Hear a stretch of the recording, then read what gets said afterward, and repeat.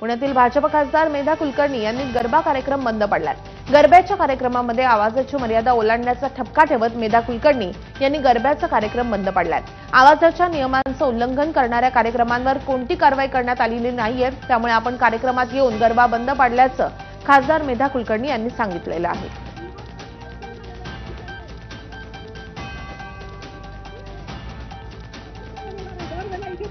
तुम्हाला मान्य आहे का सांगा?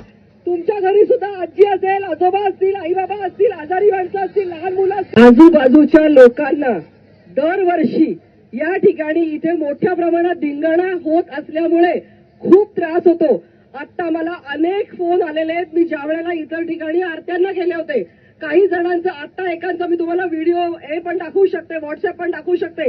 लिव्हरचा कॅन्सर झालेला एक पेशंट आहे, एक अतिशय वृद्ध 90 वर्षाची व्यक्ती आहे। कसा काय आवाज सहन होणार नाही? दरवेळेला इथे दही अंडी होते। तुम्हाला मान्य आहे का सांगा? तुमच्या घरी सुद्धा